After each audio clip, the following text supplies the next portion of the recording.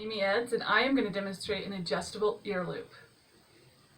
So I have two different methods of mask here, and I'm going to show you doing the loops on either one. This is our side wrap method, and see, we can just pull this and it adjusts. In this, I'm going to be showing our top length, as you can see here, is going to be a little bit longer than our bottom length so that the knot stays down, not behind the center of the ear. Alright, so I have my mask that is 7 by 9 inch rectangle, and I've already stitched the right sides together, 1/4 of an inch on top and bottom. And then for this wrap method, I'm going to need 2 t-shirt ties that are about 15 inches long. Or for this method, you're going to need 2 8-inch ties and 2 5-inch ties. Alright, so we're going to start with our wrap side method for the adjustable ear loops. You're going to be ready at this point, tops and bottoms sewn, and you're just going to turn it right side out. And then you're going to go get it all pressed and ready for pleats, which I have already demonstrated in a previous video, so I'm not going to demonstrate that again.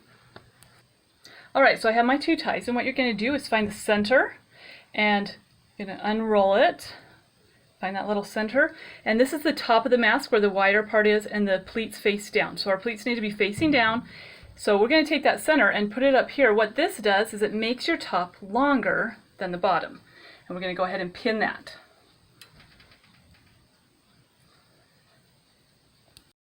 Alright, so see, we're longer on the top than on the bottom, ready to prepare our adjustable ear loop. Okay, so this is the front of your mask, this is the back. I've pinned this, it rolls up, and now I'm stitching this side. You're going to stitch a 1/4 inch seam, back stitch when you start and stop. And sew right down that, and then back stitch, and then this is why I love this method. It is so fast. You take this, you wrap it just right around, and it just curls so nicely. The edge just automatically curls under for you generally. And then we're going to top stitch or edge stitch that t-shirt right down.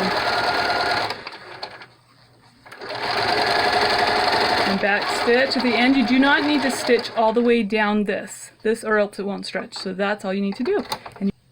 Okay, so now what you're going to do is this loop, the smaller one, is going to actually tie around, or basically making a slip knot around this upper loop. So you take this and loop around, just leaving your top one alone. And so then we've kind of got a pretzel around this top one, and we're just going to tighten that like that. And now look, we've created our slip knot. Isn't that amazing? I love it. Alright, now I'm going to demonstrate the ties that are already sewn into the corners mask. And it's exactly like what you would do for ties, except for our ties are going to be a little bit different lengths. So we're going to have these top ones are going to be about 8 inches, the bottom ones are going to be about 5 inches. And I've already inserted them, so you would just insert them in the top and bottom, and then stitch down 1/4 of an inch. Okay, so I have sewn this side, and this side I'm going to sew, but we need to have an opening.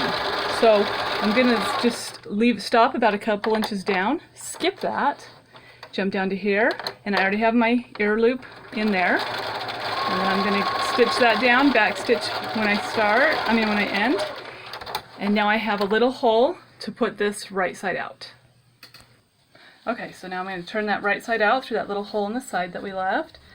Pull our little ties.